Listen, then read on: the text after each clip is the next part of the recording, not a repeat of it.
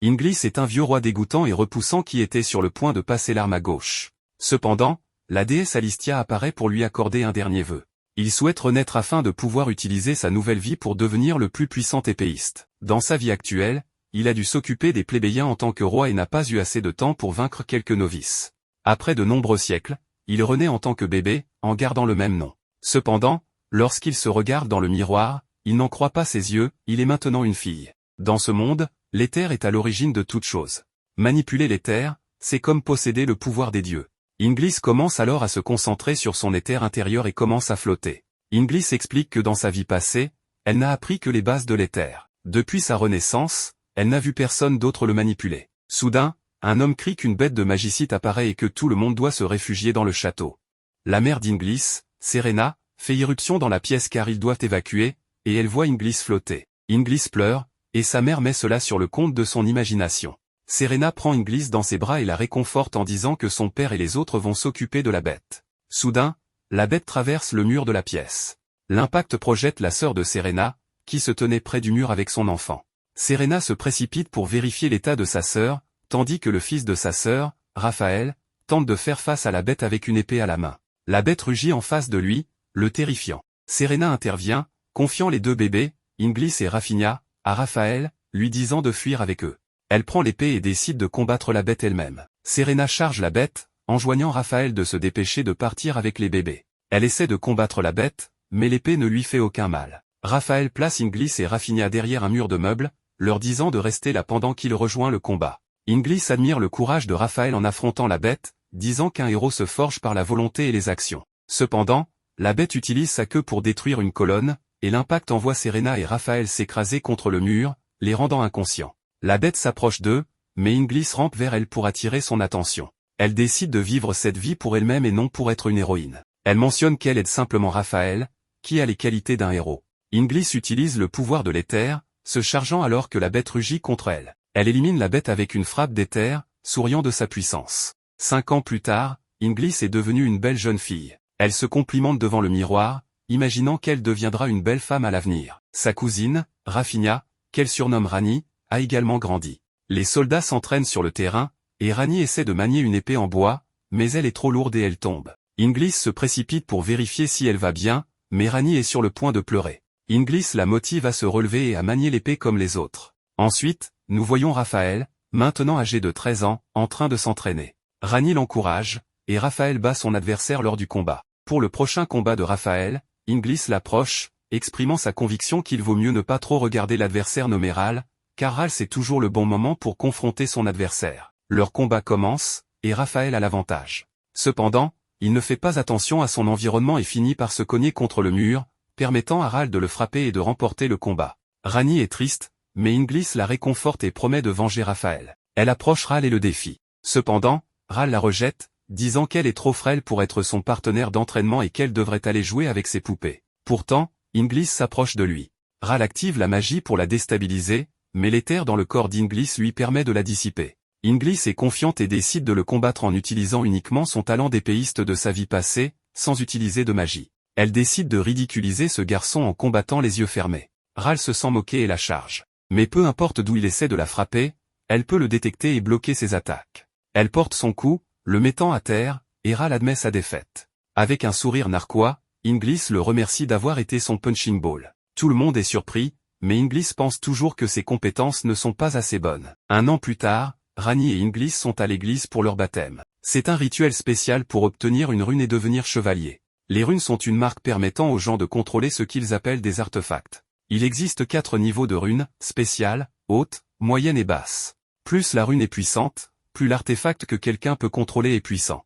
Rani passe la première, met sa main dans la boîte de baptême et obtient la rune de classe arc, une de haute classe, ce qui rend ses parents très heureux. Inglis la félicite, disant qu'elle deviendra une formidable chevalière. C'est maintenant le tour d'Inglis. Raphaël espère qu'elle obtiendra une rune de classe spéciale. Elle met sa main dans la boîte, mais lorsqu'elle la retire, il n'y a rien. Tout le monde est choqué parce qu'elle n'a pas de rune. Inglis a compris que la boîte était faite pour convertir le mana en rune. De nos jours, les gens ne savent pas utiliser le mana, mais cette boîte leur permet d'utiliser le mana sous forme d'artefact. Elle sait qu'elle sera forcée de devenir chevalière en ayant une rune. Donc, Inglis décide d'utiliser le pouvoir de l'éther pour refuser la rune de mana et devient l'écuyère de Rani. 6 ans plus tard, Inglis et Rani ont grandi. Inglis parle de vouloir partir en expédition, mais Rani trouve cela un peu effrayant. Inglis souhaite plus de pluie pour faire apparaître de puissantes bêtes de magicite ou un prisma afin de pouvoir s'exercer. Rani demande à Inglis comment, malgré sa beauté et l'absence de runes, elle est toujours assez forte pour vaincre une bête magicite. Inglis dit que c'est leur secret. Quand la pluie cesse enfin, les deux filles sont au sommet du château lorsqu'une masse flottante de terre appelée Terre Céleste passe au-dessus d'elles. C'est le domicile des Célestiens, et ils fabriquent des artefacts et des boîtes de baptême. Ils les donnent aux pays en dessous pour qu'ils puissent se protéger des bêtes magiques. En échange, les pays d'en bas leur donnent beaucoup de récoltes et de matériaux. Alors que la Terre Céleste flotte, Inglis se demande ce qu'est devenu le royaume qu'elle a régné dans sa vie passée. Plus tard dans la nuit, elle se prépare pour se rendre à un banquet et se complimente chacune sur leur beauté. Alors qu'Inglis et Rani se dirigent vers la salle de bal pour le banquet, elles discutent de la prochaine visite du Célestien accompagné d'un inspecteur de la capitale royale. Rani explique qu'il s'agit d'une inspection qui a généralement lieu tous les 2 ou 3 ans, mais cette fois, un Célestien vient avec. Inglis note que les Célestiens peuvent vouloir éliminer la royauté et régner sur le peuple. Mais elle balaie cette idée, disant que c'est une vieille habitude de sa vie passée d'analyser les gens autour d'elle pour connaître leurs véritables intentions. Elle ressent le regard de tout le monde sur elle, ce qui la gêne beaucoup. Après, elles rejoignent le père de Rani, qui les présente à Léon qui travaille comme un paladin, puis à l'inspecteur royal Chioni. L'ambassadeur des Célestiens est également présenté, et il s'avère être Ral, surprenant les filles. Elle lui rend hommage, mais Inglis se demande comment Ral est devenu ambassadeur. Ral sait déjà qu'elles sont curieuses et le prouve en montrant la marque des Célestiens sur son front. Inglis demande si cela signifie que quelqu'un peut devenir Célestien sans y être né, et Ral répond oui. Si quelqu'un fait une contribution significative, il peut obtenir la citoyenneté. Inglis est encore confuse, et Ral explique qu'il a donné beaucoup d'argent aux Célestiens. Mais il avait également besoin de connexions pour atteindre les Célestiens supérieurs et conclure l'affaire. C'était un prix qu'il ne regrettait pas de payer parce qu'un Célestien avait pratiquement plus d'autorité que n'importe quel noble des terres inférieures. Il ajoute qu'il a entendu dire qu'Inglis était sans rune et demande pourquoi elle continue d'affiner ses compétences. Léon veut arranger les choses, alors il dit à tout le monde de rencontrer la Sainte Dame Chevalier spéciale, une menace hiérale. Les chevaliers sacrés connus sous le nom de menace hiérale peuvent se transformer en artefacts. Il explique que du point de vue des Célestiens, les terres inférieures sont comme une race inférieure qui ne peut pas protéger ses foyers sans les artefacts qu'ils fournissent. Inglis ajoute que cela signifie qu'ils détiennent leur vie entre leurs mains. Léon acquiesce et dit à Inglis de sourire docilement devant eux. Après un peu de marche, ils atteignent le jardin où se trouve la menace hiérale. Alors que Léon fait les présentations des filles en mentionnant qu'ils sont de la famille de Raphaël, Eri lui met une baffe, ce qui surprend les filles et elle part après sans donner de raison. Soudain, ils entendent un cri venant de l'intérieur de la salle de banquet et se rendent sur place pour découvrir le corps calciné de l'inspecteur Chioni. Cet acte est commis par Ral qui affirme que l'inspecteur a été discourtois envers un Célestien. Et le pire c'est que le gars a tué ce pauvre homme car il essayait de protéger son partenaire qui a hésité à accepter la demande de Ral de partager sa couche. Pour l'inspecteur, Ral suggère à Léon de dire qu'il est mort d'une maladie car s'il témoigne, le roi ne peut qu'accepter. Après cela, il ordonne au marquis Bilford de demander à la partenaire de l'inspecteur de se plier à tous ses désirs. Cependant, Inglis refuse parce qu'elle sait que Ral veut se venger de ce qui s'est passé il y a 6 ans. Elle dit qu'elle l'affrontera mais lui demande de ne pas blesser Rani ou la chevalière. Ral accepte et lui dit de venir seul à la maison où il séjourne cette nuit-là. Plus tard, Inglis se rend à la villa et rencontre Eri, la menace hiérale. Eri lui dit de s'enfuir parce qu'elle s'inquiète pour Inglis étant donné qu'elle est la cousine de Raphaël. Inglis refuse parce qu'elle sait que la personnalité de Ral est exécrable, et il pourrait faire quelque chose si elle ne se présente pas. Eri dit qu'elle s'occupera de Ral, mais Inglis veut savoir si Eri envisage de l'assassiner. Eri dit à Inglis de ne pas s'inquiéter et de rentrer chez elle, mais Inglis refuse. Eri menace d'attaquer Inglis si elle s'avance. Inglis commence à rire parce qu'elle est excitée qu'Eri soit prête à la combattre. Inglis pense que c'est une bonne occasion de tester ses compétences. Eri est confuse mais tente une attaque rapide pour faire partir Inglis. Inglis la bloque et jette Eri au loin. Eri attaque avec sa dague, mais Inglis esquive. Inglis esquive joyeusement toutes les attaques d'Eri, disant qu'elle n'a pas vu cette vitesse et cette agilité chez les chevaliers. Mais elle sait qu'Eri se retient. Elle croise le fer, et Eri demande pourquoi Inglis est si heureuse. Inglis dit qu'elle aime combattre quelqu'un de fort. Elle continue de croiser le fer, et Eri est perplexe parce que ses attaques devraient être au niveau des chevaliers sacrés, pourtant Inglis les bloque sans aucune rune ou artefact. Inglis continue d'attaquer et dit à Eri de devenir plus sérieuse. Eri est déjà sérieuse, et son attaque suivante brise l'épée d'Inglis en deux.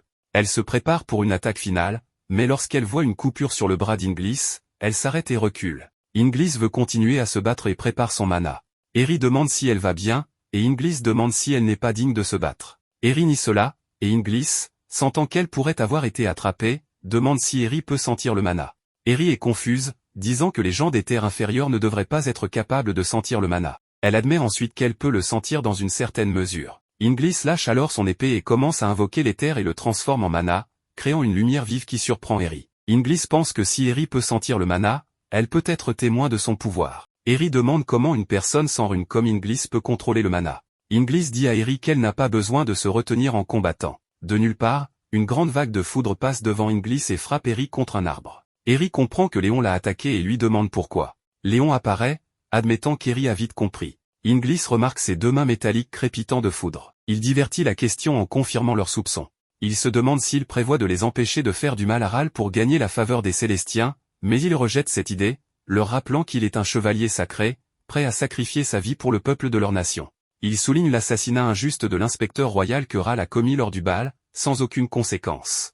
Les Célestiens ont l'autorité suprême lorsqu'ils descendent à la surface. Léon pense qu'un chevalier sacré doit protéger le peuple, mais malheureusement, tout ce qu'ils peuvent faire, c'est rester à l'écart et regarder leurs oppresseurs commettre ces crimes abominables. Eri souligne que sans l'aide des Célestiens, les habitants de la surface ne peuvent pas se protéger des bêtes de magicites, ils doivent donc accepter la réalité de la situation. Léon n'aime pas l'idée que ni les Célestiens ni les bêtes ne blessent des innocents, alors il a décidé de rejoindre la brigade de la chaîne de sang. Eri explique qu'ils sont une organisation guérilla anti-célestien qui a fait détruire des villes entières par les Célestiens en punition pour leurs activités. Ainsi, les chevaliers sacrés et d'autres autorités les voient comme un groupe qui ne fait que semer le chaos. Léon révèle que la brigade crée des chaînes avec leur sang afin de ramener les Célestiens sur Terre et de voler leur technologie pour la diffuser parmi les gens vivant à la surface, ce qui maintiendrait tout le monde à l'abri des bêtes de magicites sans avoir besoin de leurs oppresseurs. Les actions de Ral lors du bal l'ont poussé vers la brigade. Eri tente de le dissuader, sachant qu'ils n'ont pas de chance de gagner. Il reconnaît ce fait, c'est pourquoi il veut emmener Eri avec lui,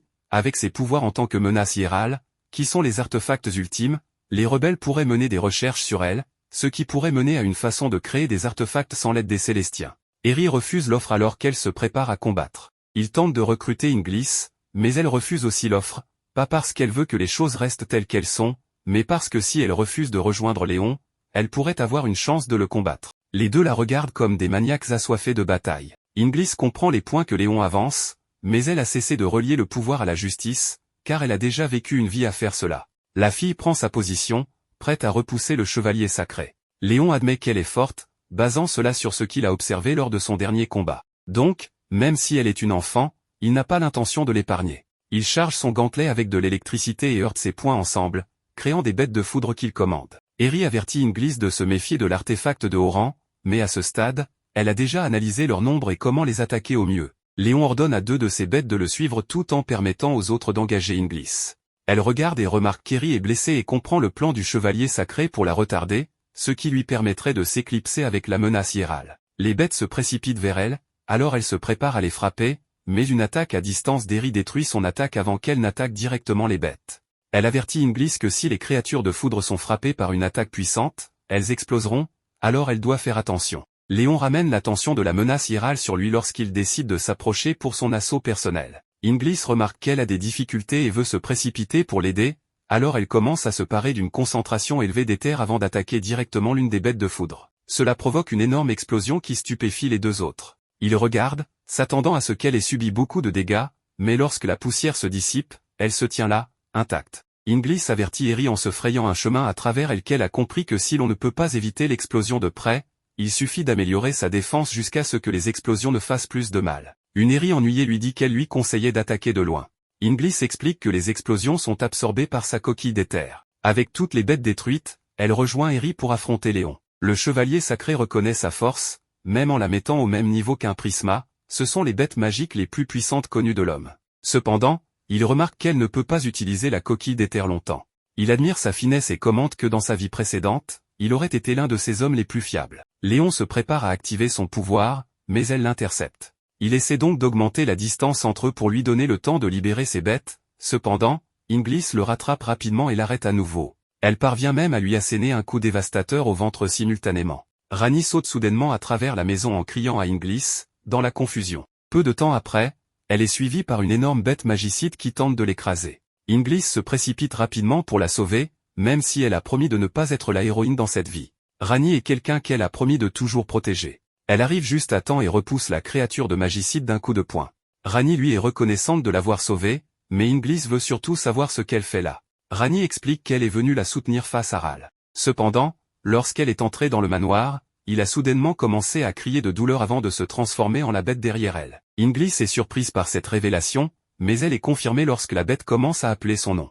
Elle se demande comment il s'est transformé, car il n'y a jamais eu de cas d'humains devenant des créatures de magicites. Léon interrompt et avoue qu'il l'a droguée avec une substance appelée poudre de prisme. C'est une drogue fabriquée à partir de flux de prisme condensés, créée et donnée par la brigade. Elle est inoffensive pour les gens de la surface, mais si elle est utilisée sur un Célestien, elle les transforme en ce qu'ils voient devant eux. Il les informe également qu'il n'y a aucun moyen de le guérir. Léon décide de faire une retraite stratégique pour l'instant, sachant que les dames seront bien occupées. Même si elle n'aime pas Ral, il est triste de le voir dans cet état, alors elle décide de mettre fin à sa souffrance en un seul coup.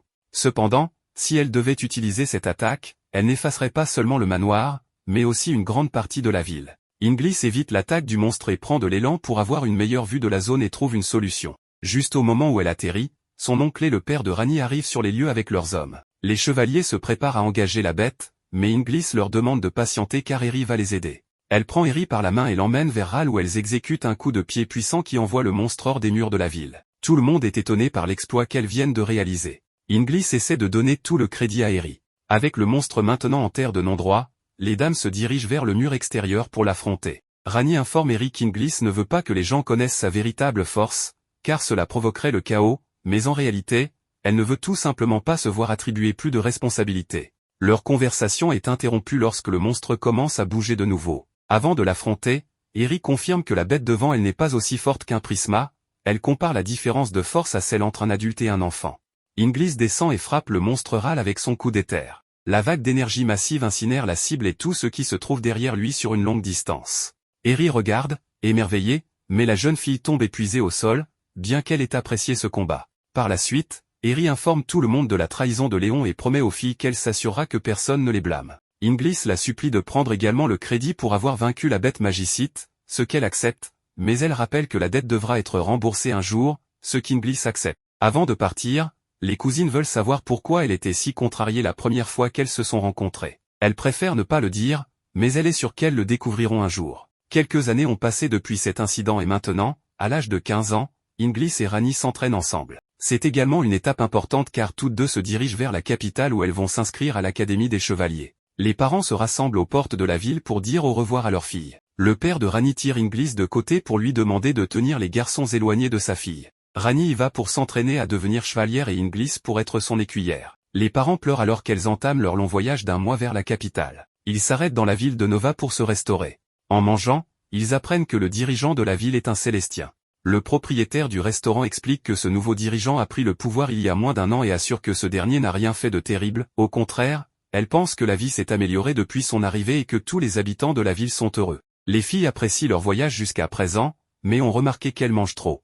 Inglis souligne qu'elles devraient peut-être réduire leurs dépenses, sinon elles risquent de manquer d'argent avant d'atteindre leur destination. Cependant, Rani est surprise car elles ne sont en route que depuis 10 jours. Le propriétaire leur suggère d'aller aider au château pour gagner un peu d'argent supplémentaire, le dirigeant recrute des chevaliers et des mercenaires pour faire face à des attaques de bêtes magiques, et les filles ont l'air de chevaliers. Les filles se rendent au château et passent facilement l'examen de recrutement. Ce soir-là, elles décident de prendre un bain relaxant avant que la mission ne commence. Cependant, Inglis a remarqué que le flux de mana est étrange dans le château et semble être drainé sous les pieds de tout le monde. Rani interrompt ses pensées en proposant de lui laver le dos. Peu de temps après, elles sont rejointes par le dirigeant, le Célestien, qui se présente sous le nom de Sérine. Elle s'excuse, pensant qu'elles utilisent le bain réservé aux dirigeants, mais elle les rassure en disant que tout va bien. Elle a entendu parler de la rune supérieure de Rani et voulait la rencontrer. Quelques petits-enfants les rejoignent, souhaitant se laver avec le dirigeant. En jouant, Sérine révèle qu'il s'agit d'orphelins qu'elle a adoptés car elle ne pouvait pas les laisser dans la rue. Cela impressionne les filles qui la félicitent. Inglis mentionne le flux de mana étrange dans la ville, mais le dirigeant n'est pas au courant de ce qu'elle décrit. Intérieurement, Inglis espère pouvoir affronter celui ou celle qui est capable de faire cela. Sérine est intéressée de savoir combien de temps elle compte rester. Rani l'informe rapidement de leur voyage vers la capitale pour s'inscrire à l'Académie des Chevaliers. Le dirigeant leur demande de l'aider à résoudre un problème, et les filles acceptent volontiers. Elle les avertit qu'elles pourraient devoir affronter des humains plutôt que des bêtes magiques. Elles se mettent en route en groupe, et en chemin, Sérine explique que les chevaliers qui servaient l'ancien dirigeant étaient un groupe malveillant qu'elle a renvoyé en prenant le pouvoir car leur violence envers les habitants posait problème. Sérine soupçonne qu'ils préparent quelque chose en raison de leurs mouvements, et même ses éclaireurs ont été attaqués par eux. Le groupe du dirigeant atteint la cachette des chevaliers rebelles, mais ils sont bientôt entourés par eux. L'ex-commandant des chevaliers, Hawker, sort pour les accueillir. Rani tente de mettre fin au combat avec son artefact supérieur, mais son attaque est bloquée par Sistia. Inglis reconnaît immédiatement qu'elle est une menace hiérale rien qu'en la regardant et sourit avec excitation en attendant de l'affronter.